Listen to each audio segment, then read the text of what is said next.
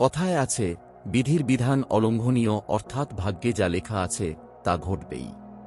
কিন্তু আমরা কি আমাদের কর্ম দিয়ে নিয়তিকে বদলাতে পারি, নাকি আমাদের চেষ্টাই উল্টে নিয়তির পথ প্রশস্ত করে দেয়? আজ আপনাদের শোনাব মহাবীর গরুড়ের জীবনের এক অদ্ভুত ঘটনা, যেখানে তিনি একটি ছোট্ট পাখিকে যমরাজের হাত থেকে বাঁচাতে চেয়েছিলেন, কিন্তু শেষ পর্যন্ত যা ঘটল তা শুনলে আপনিও শিউরে উঠবেন। একবার ভগবান বিষ্ণু গরুড়ে চড়ে কৈলাস পর্বত ভ্রমণে গিয়েছিলেন। প্রবেশদ্বারে গরুড়কে রেখে তিনি ভেতরে গেলেন মহাদেবের সঙ্গে দেখা করতে। গরুড় একা দাঁড়িয়ে কৈলাসের মোহময় সৌন্দর্য দেখছিলেন। হঠাৎ তাঁর নজর পড়ল একটি ছোট্ট সুন্দর পাখির ওপর। পাখিটির চঞ্চলতা আর সৌন্দর্য দেখে গরুড় মুগ্ধ হয়ে গেলেন। ঠিক সেই সময় সেখানে উপস্থিত হলেন মৃত্যুর দেবতা যমরাজ। ভেতরে যাওয়ার আগে তিনি ক্ষণিকের জন্য থামলেন এবং সেই ছোট্ট পাখিটির দিকে অত্যন্ত বিস্ময়ভরা দৃষ্টিতে তাকালেন।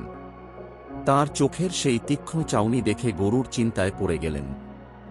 গরুড় ভাবলেন, যমরাজ যখন একে এভাবে দেখছেন, তার মানে নিশ্চিতভাবেই পাখিটির মৃত্যু আসন্ন। যমরাজ বাইরে বের হওয়ার সময় হয়তো একে যমলোকে নিয়ে যাবেন।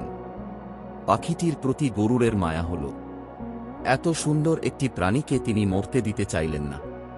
তিনি ভাবলেন, যমরাজ ফিরে আসার আগেই একে অনেক দূরে রেখে আসতে হবে।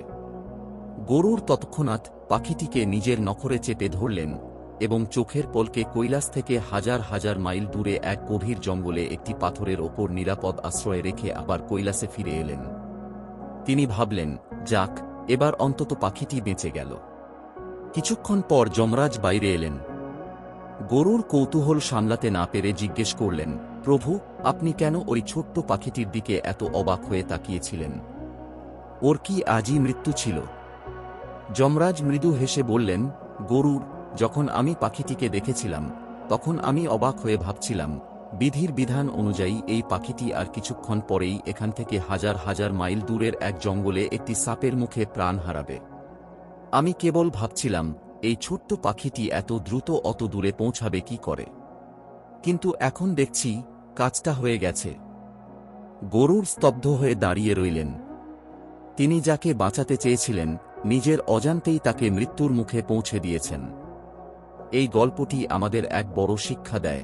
আমরা অনেক সময় নিজেদের বুদ্ধি বা ক্ষমতা দিয়ে নিয়তিকে আটকাতে চাই, কিন্তু আমাদের সেই প্রচেষ্টাই অনেক সময় নিয়তির পথকে পূর্ণতা দেয়।